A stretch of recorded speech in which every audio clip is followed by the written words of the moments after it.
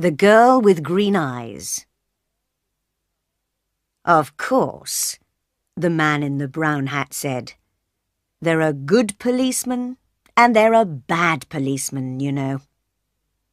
You're right, the young man said.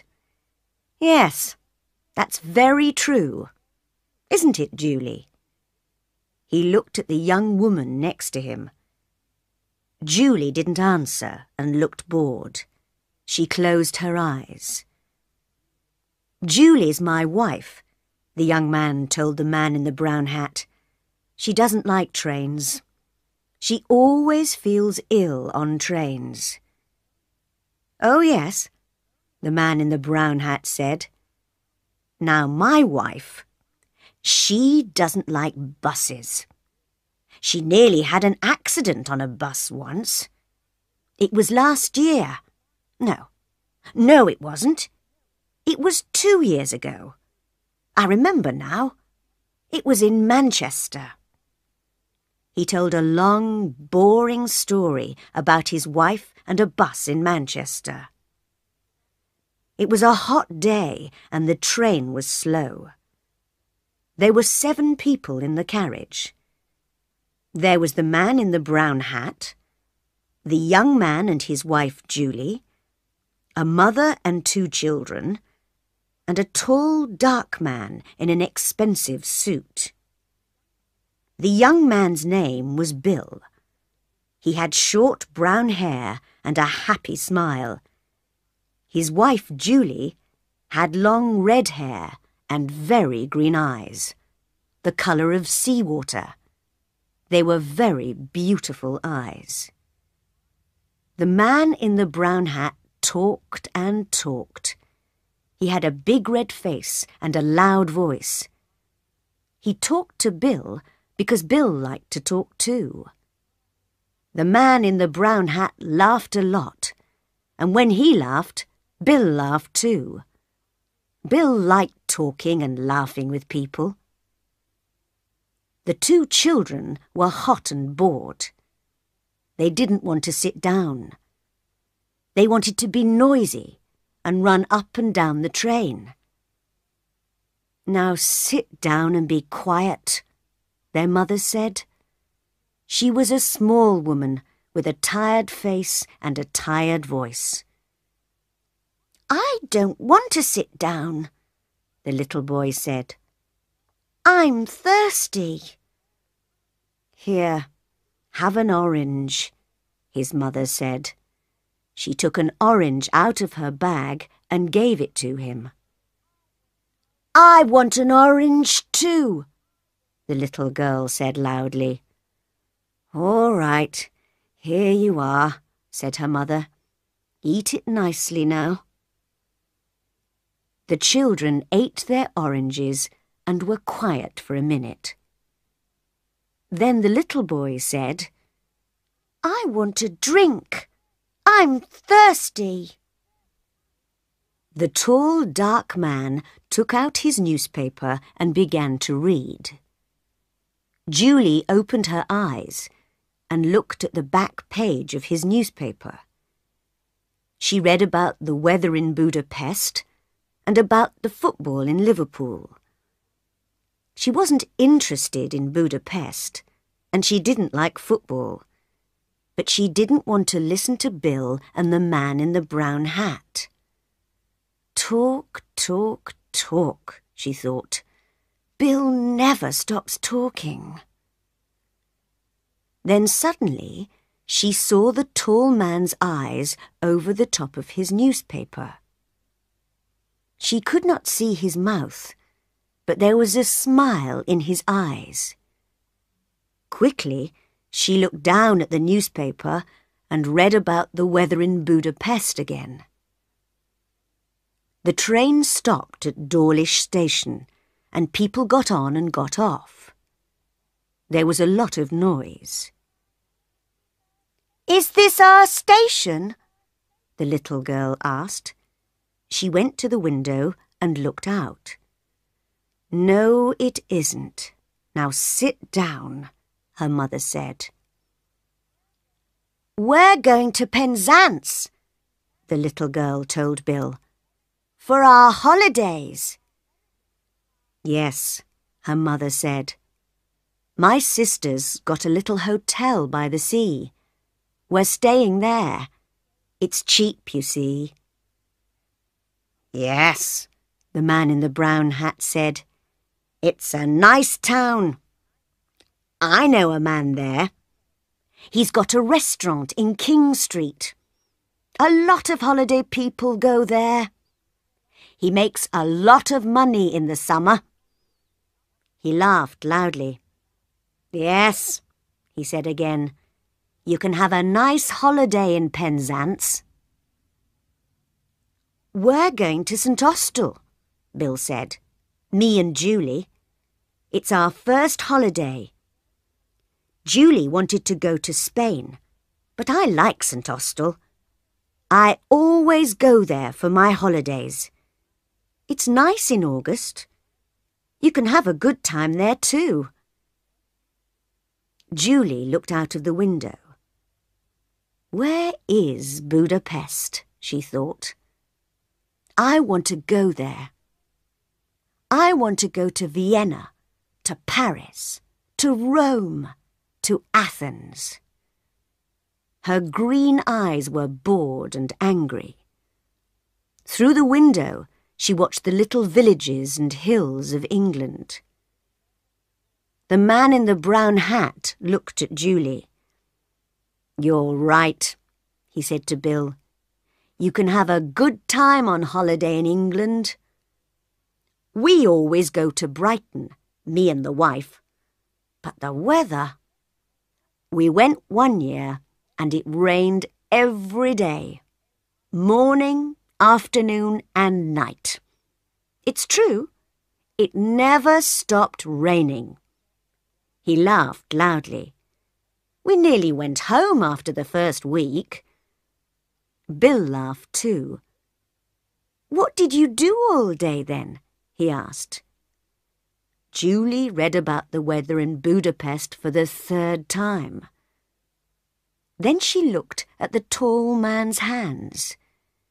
They were long, brown hands, very clean. Nice hands, she thought. He wore a very expensive Japanese watch. Japan, she thought. I'd like to go to Japan. She looked up and saw the man's eyes again over the top of his newspaper. This time she did not look away. Green eyes looked into dark brown eyes for a long, slow minute. After Newton Abbot Station, the guard came into the carriage to look at their tickets. "Now then," he said, "where are we all going?" "This train's late," the man in the brown hat said. 20 minutes late by my watch." 10 minutes, the guard said. "That's all." He smiled at Julie. The tall, dark man put his newspaper down, found his ticket, and gave it to the guard. The guard looked at it. "You're all right, sir," he said. "The boat doesn't leave Plymouth before 6 o'clock. You've got lots of time." The tall man smiled, put his ticket back in his pocket, and opened his newspaper again. Julie didn't look at him. A boat, she thought. He's taking a boat from Plymouth. Where's he going? She looked at him again with her long green eyes. He read his newspaper and didn't look at her, but his eyes smiled. The train stopped at Totnes Station and more people got on and off. "Everybody's going on holiday," Bill said. He laughed. "It's going to be wonderful. No work for 2 weeks. It's a nice, quiet town, St Austell. We can stay in bed in the mornings and sit and talk in the afternoons and have a drink or two in the evenings. Eh, Julie?" He looked at his wife. "Are you all right, Julie?" "Yes, Bill," she said quietly. "I'm okay." She looked out of the window again. The train went more quickly now, and it began to rain. Bill and the man in the brown hat talked and talked. Bill told a long story about 2 men and a dog, and the man in the brown hat laughed very loudly. "That's a good story," he said. "I like that. You tell it very well. Do you know the story about—" And he told Bill a story about a Frenchman and a bicycle. "Why do people laugh at these stories?" Julie thought. "They're so boring." But Bill liked it. Then he told a story about an old woman and a cat, and the man in the brown hat laughed again. "That's good too. I don't know. How do you remember them all?" "Because," Julie thought, "he tells them every day." "I don't understand," the little girl said suddenly. She looked at Bill. "Why did the cat die?" "Shh! Be quiet," her mother said. "Come and eat your sandwiches now." "That's all right," Bill said. "I like children." The man in the brown hat looked at the children's sandwiches. I'm hungry too," he said. "You can get sandwiches in the restaurant on this train." He looked at Bill. "Let's go down to the restaurant, eh? I need a drink too." Bill laughed. "You're right. It's thirsty work telling stories." The 2 men stood up and left the carriage. The little girl ate her sandwich and looked at Julie. "But why did the cat die?" she asked. "I don't know," Julie said. "Perhaps it wanted to die." The little girl came and sat next to Julie. "I like your hair," she said. "It's beautiful." Julie looked down at her and smiled. For some minutes it was quiet in the carriage. Then the tall, dark man opened his bag and took out a book. He put it on the seat next to him and looked at Julie with a smile. Julie looked back at him and then down at the book. "Famous towns of Italy," she read. "Venice, Florence, Rome, Naples." She looked away again, out of the window at the rain. 2 weeks in St. Austell, she thought, with Bill, in the rain. After half an hour, the 2 men came back to the carriage. "There are a lot of people on this train," Bill said. "Do you want a sandwich, Julie?" "No," she said. "I'm not hungry. You eat them." The train was nearly at Plymouth. Doors opened and people began to move. "A lot of people get on here," the man in the brown hat said. The tall, dark man stood up and put his book and his newspaper in his bag. Then he picked up his bag and left the carriage. The train stopped at the station. A lot of people got on the train, and 2 women and an old man came into the carriage. They had a lot of bags with them. Bill and the man in the brown hat stood up and helped them. One of the women had a big bag of apples. The bag broke and the apples went all over the carriage. "Oh, damn!" she said. Everybody laughed and helped her to find the apples. The train moved away from Plymouth Station. After a minute or two, everybody sat down, and the woman gave some apples to the children. "Where's Julie?" Bill said suddenly. "She's not here." "Perhaps she went to the restaurant," the man in the brown hat said. "But she wasn't hungry," Bill said. "She told me." The little girl looked at Bill.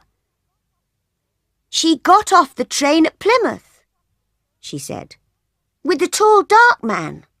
I saw them." "Of course she didn't," Bill said. "She's on this train. She didn't get off." "Yes, she did," the children's mother said suddenly. "I saw her too. The tall man waited for her on the platform." "He waited for her?" Bill's mouth was open. But he read his newspaper all the time. He didn't talk to Julie, and she never talked to him. They didn't say a word." "People don't always need words, young man," the children's mother said. "But she's my wife!" Bill's face was red and angry. "She can't do that," he said loudly. He stood up. "I'm going to stop the train." Everybody looked at him, and the two children laughed. "No," the man in the brown hat said. "No, you don't want to do that. Sit down and eat your sandwiches, my friend." "But I don't understand. Why did she go? What am I going to do?" Bill's face was very unhappy. After a second or two, he sat down again. "What am I going to do?" he said again. "Nothing," the man in the brown hat said. He ate his sandwich slowly. "Go and have your holiday in St. Austell. You can have a good time there. Forget about Julie. Those green eyes now." He took out a second sandwich and began to eat it. "I knew a woman once with green eyes. She gave me a very bad time. No, you want to forget about Julie."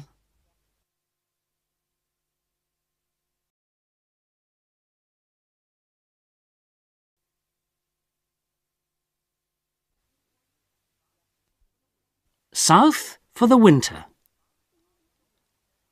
I never stay in one country for a long time. It gets boring. I like to move on, see new places, meet different people. It's a good life, most of the time. When I need money, I get a job. I can do most things. Hotel and restaurant work, building work, picking fruit. In Europe, you can pick fruit most of the year. You need to be in the right country at the right time, of course.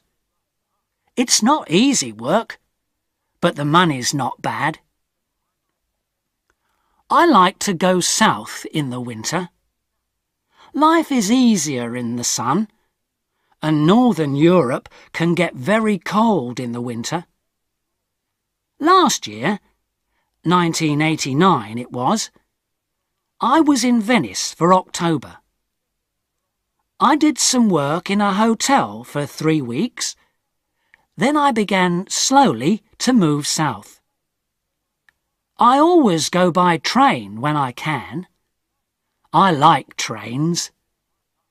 You can walk about on a train, and you meet a lot of people. I left Venice and went on to Trieste.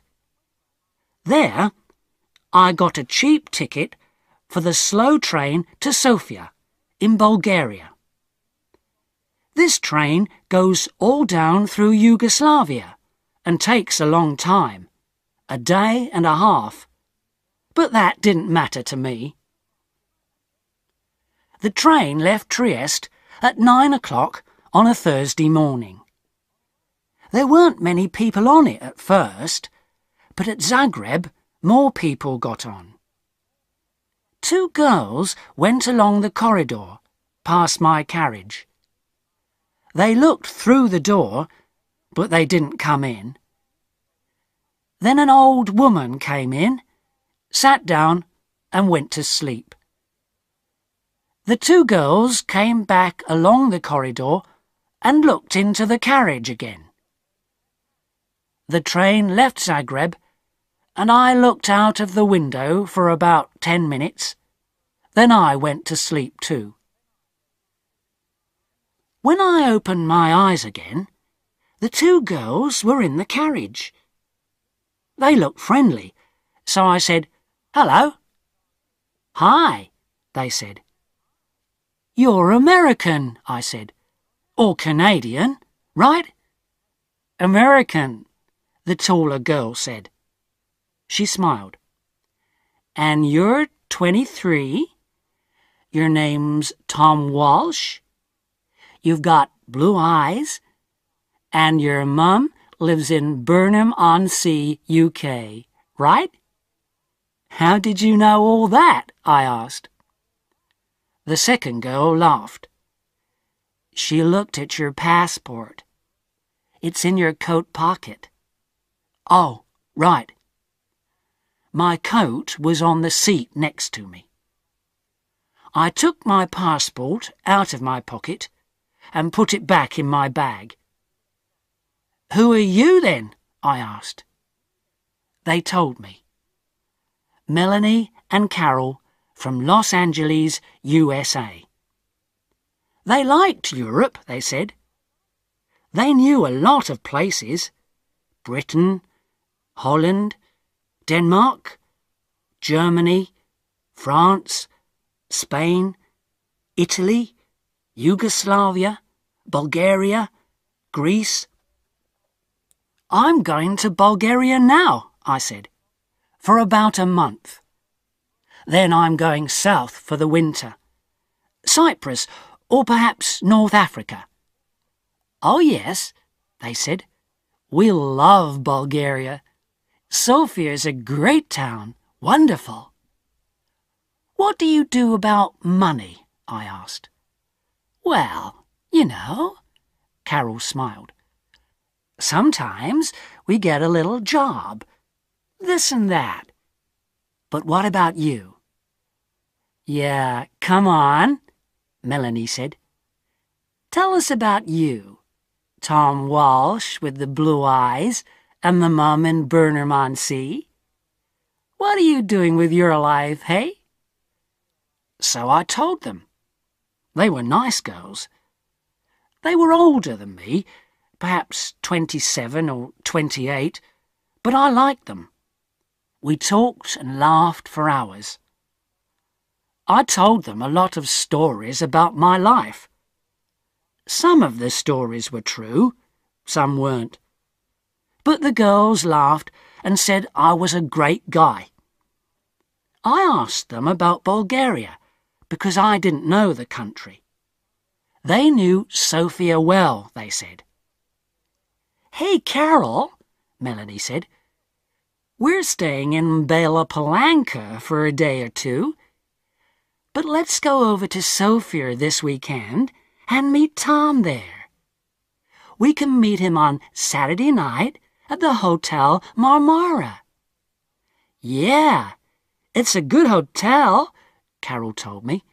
"Cheap, but good. What do you think, Tom?" "Great," I said. "Let's do that." The train was very slow. We got to Belgrade at 6 o'clock in the evening, and a lot of people got off. There were only me and the girls in the carriage then. The guard came and looked at our tickets and went away again. Carol looked at Melanie. "Hey, Mel," she said, "why don't you and Tom go along to the restaurant? I'm not hungry, and I want to sleep for an hour." Food's very expensive on the train," I said. "I haven't got much money just now. I'm going to get a job in Sofia." "Oh, Tom," Melanie said, "why didn't you tell us? Look, you're a nice guy, right? We're okay for money this week. We can buy you a meal." "Of course we can," Carol said. "And look, in Sofia, we can take you to the best restaurant in town. It's a great place. We love it." What could I say? I was hungry. They had money. I didn't. So Melanie and I went to the restaurant and had a meal. When we came back, Carol was still alone in the carriage. Melanie put her feet on the seat and went to sleep. At Nis, some more people got on the train, and 2 old men came into our carriage. They looked at Melanie's feet on the seat and talked in loud voices. Carol laughed, and Melanie opened her eyes and sat up. "Are we nearly there?" she asked Carol, and looked out of the window. "Yeah, about half an hour, I think." "Why are you getting off at Bela Palanka?" I asked. "What are you going to do there?" Melanie smiled. "Find a cheap hotel, meet people, take a look at the town, you know." "Just for a day or 2, Carol said. "But there's nothing there." "Oh, well, you never know," Melanie laughed. "See you in Sofia, right? On Saturday night. The Hotel Marmara, okay? 8 o'clock, Carol said. "Don't forget now." "Okay, great," I said. "See you there." The train came into Bela Palanka and stopped. The 2 girls got off and stood on the platform. They smiled at me through the window. "Saturday, 8 o'clock, Melanie shouted. "Okay," I called. They couldn't hear me because of the noise in the station. They smiled again, picked up their bags and walked away. Nice girls. I'm going to have a great time in Sofia, I thought.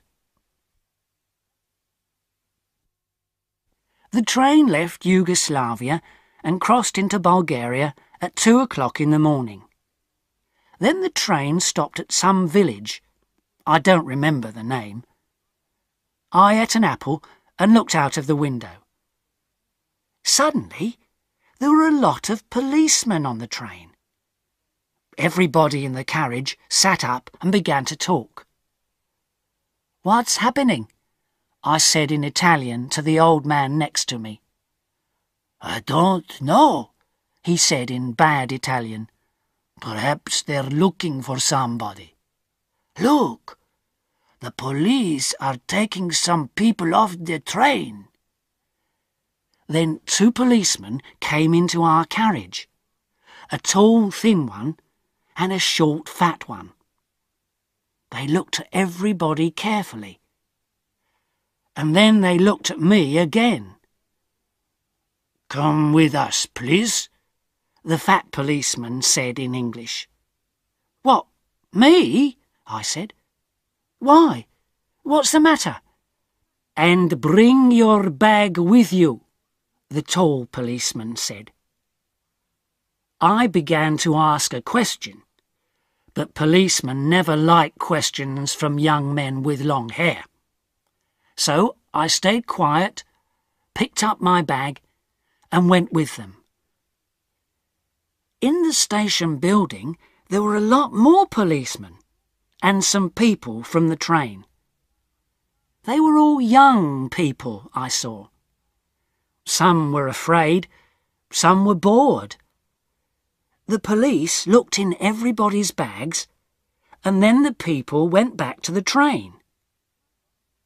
My two policemen took me to a table. "Your passport, please," the fat policeman said, "and open your bag." They looked at my passport, and I opened my bag. There was a young policewoman with red hair at the next table. She had a nice face, so I smiled at her, and she smiled back. "Aha!" the tall policeman said suddenly. All my dirty shirts and clothes were out on the table. The policeman picked up my bag and turned it over. Onto the table, out of my bag, fell packet after packet of US American dollars. Nice new dollars. $50 notes in big packets. A lot of money. My mouth opened and stayed open. I couldn't find my voice. I was suddenly a very interesting person, and a lot of police ran up to our table and stood behind me.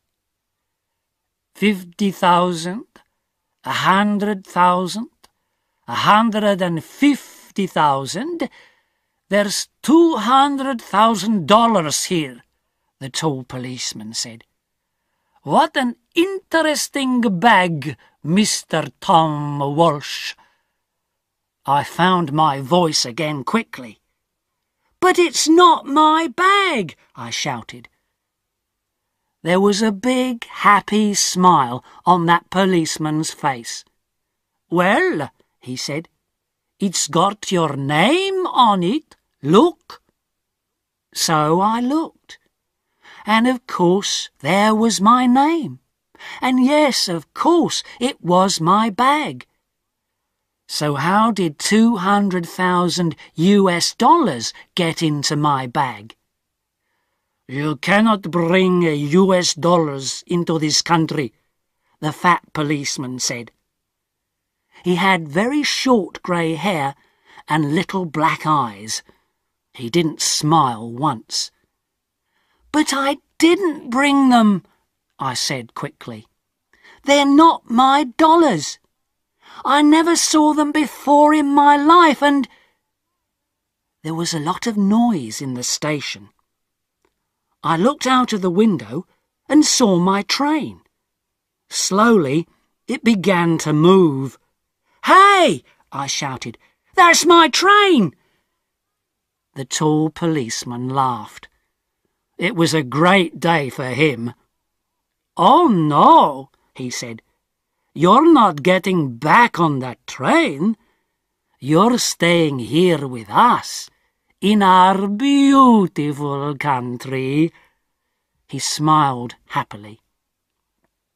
So, I never got to Sofia on Saturday. I was very unhappy about that. I wanted to have a little talk with Melanie and Carol. Ask them 1 or 2 questions, you know. "You're a nice guy, Tom. See you in Sofia, okay? Take you to the best restaurant in town. Yeah, great." And I never got down to Cyprus or North Africa that winter. Oh well, I live and learn. It's not an easy life in prison, but it's warm in winter, and the food's not bad. And I'm meeting some interesting people. There's a man from Georgia, USSR. Boris, his name is. He comes from a place by the Black Sea. He's a great guy. When we get out of here, he and I are going down to Australia. Brisbane, perhaps, or Sydney. Get a job on a ship. Start a new life. Yeah, next year's going to be okay.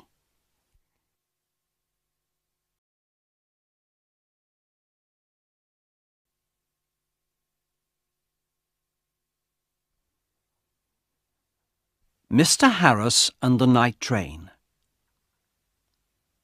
Mr. Harris liked trains. He was afraid of aeroplanes and didn't like buses. But trains, they were big and noisy and exciting. When he was a boy of 10, he liked trains. Now he was a man of 50, and he still liked trains. So he was a happy man on the night of the 14th of September. He was on the night train from Helsinki to Oulu in Finland, and he had 10 hours in front of him. "I've got a book and my newspaper," he thought, "and there's a good restaurant on the train. And then I've got 2 weeks' holiday with my Finnish friends in Oulu." There weren't many people on the train, and nobody came into Mr. Harris's carriage. He was happy about that.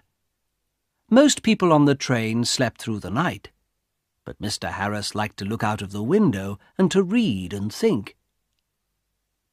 After dinner in the restaurant, Mr. Harris came back to his carriage and sat in his seat next to the window.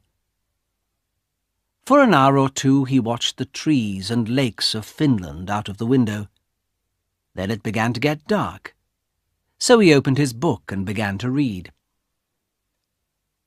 At midnight the train stopped at the small station of Ottawa. Mr. Harris looked out of the window, but he saw nobody. The train moved away from the station into the black night again. Then the door of Mr. Harris's carriage opened, and 2 people came in, a young man and a young woman. The young woman was angry. She closed the door and shouted at the man, "Carl! You can't do this to me!" The young man laughed loudly and sat down. Mr. Harris was a small, quiet man. He wore quiet clothes, and he had a quiet voice. He did not like noisy people and loud voices, so he was not pleased. "Young people are always noisy," he thought. "Why can't they talk quietly?" He put his book down and closed his eyes. But he could not sleep, because the 2 young people didn't stop talking. The young woman sat down and said in a quieter voice, "Carl, you're my brother, and I love you. But please listen to me. You can't take my diamond necklace. Give it back to me now, please." Carl smiled. "No, Elena," he said. "I'm going back to Russia soon, and I'm taking your diamonds with me." He took off his hat and put it on the seat. "Elena, listen. You have a rich husband, but I have no money. I have nothing. How can I live without money? You can't give me money, so I need your diamonds, little sister." Mr. Harris looked at the young woman. She was small, with black hair and dark eyes. Her face was white and afraid. Mr. Harris began to feel sorry for Elena. She and her brother didn't look at him once. "Can't they see me?" he thought. "Carl," Elena said. Her voice was very quiet now, and Mr. Harris listened carefully. "You came to dinner at our house tonight, and you went to my room and took my diamond necklace. How could you do that to me? My husband gave the diamonds to me. They were his mother's diamonds before that. He's going to be very, very angry, and I'm afraid of him." Her brother laughed. He put his hand in his pocket, then took it out again and opened it slowly. The diamond necklace in his hand was very beautiful. Mr. Harris stared at it. For a minute or two nobody moved, and it was quiet in the carriage. There was only the noise of the train, and it went quickly on through the dark, cold night. Mr. Harris opened his book again, but he didn't read it. He watched Carl's face, with its hungry eyes and its cold smile. "What beautiful, beautiful diamonds," Carl said. "I can get a lot of money for these." "Give them back to me, Carl," Elena whispered. "My husband's going to kill me. You're my brother. Please help me. Please." Carl laughed again, and Mr. Harris wanted to hit him. "Go home, little sister," Carl said. "I'm not going to give the diamonds back to you. Go home to your angry husband." Suddenly there was a knife in the young woman's hand, a long, bright knife. Mr. Harris watched with his mouth open. He couldn't speak or move. "Give the diamonds back to me," Elena cried, "or I'm going to kill you." Her hand on the knife was white. Carl laughed and laughed. "What a sister," he said. "What a kind, sweet sister. No, they're my diamonds now. Put your knife away, little sister." But the knife in the white hand moved quickly, up, then down. There was a long, terrible cry, and Carl's body fell slowly onto the seat.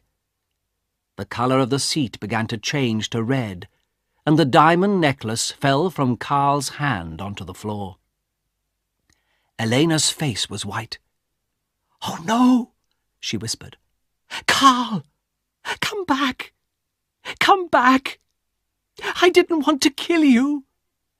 But Carl didn't answer, and the red blood ran slowly over the floor. Elena put her head in her hands, and again in the carriage there was a long, terrible cry. Mr. Harris's face was white too. He opened his mouth, but he couldn't speak.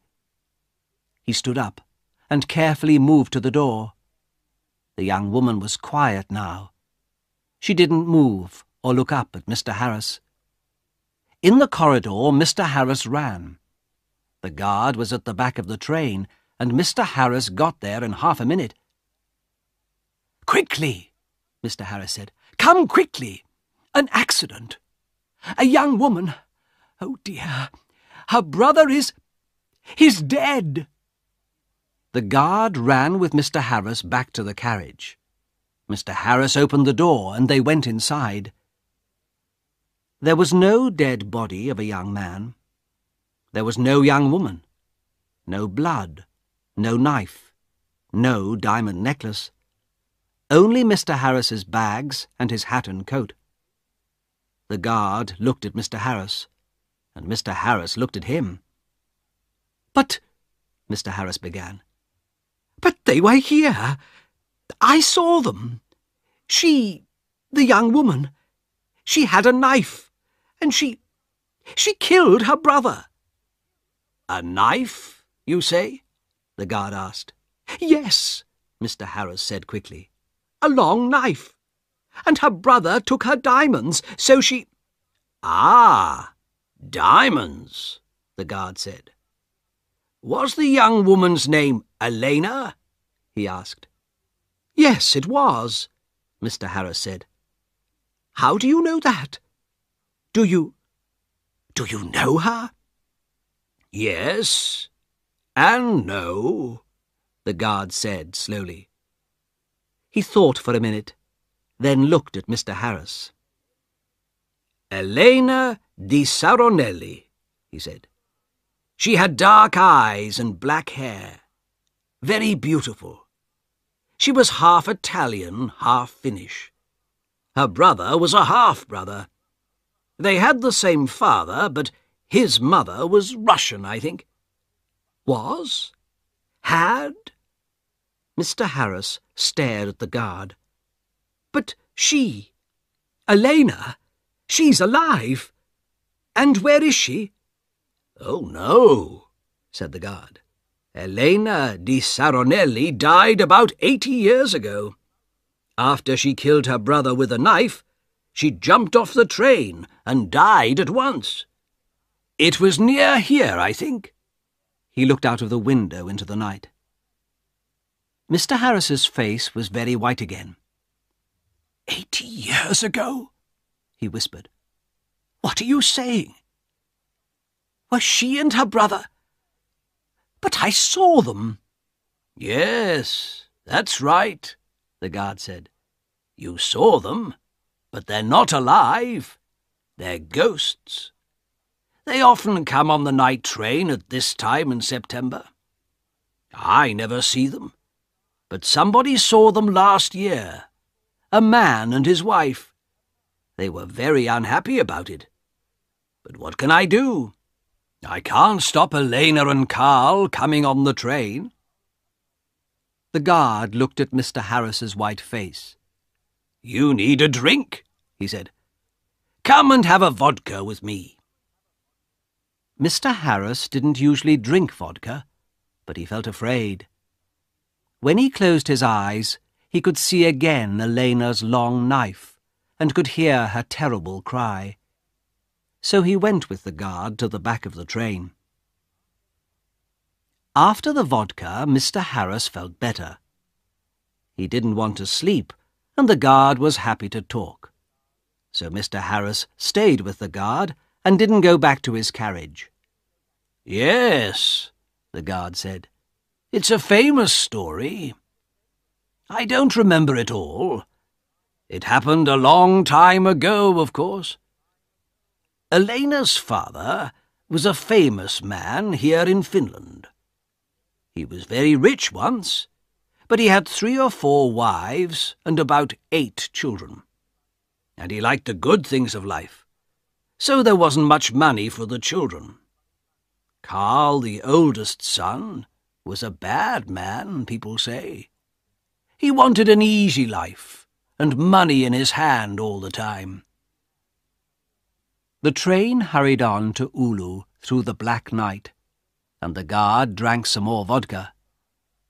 "Now, Elena," he said, "she didn't have an easy life with those 3 difficult men, her father, her brother, her husband.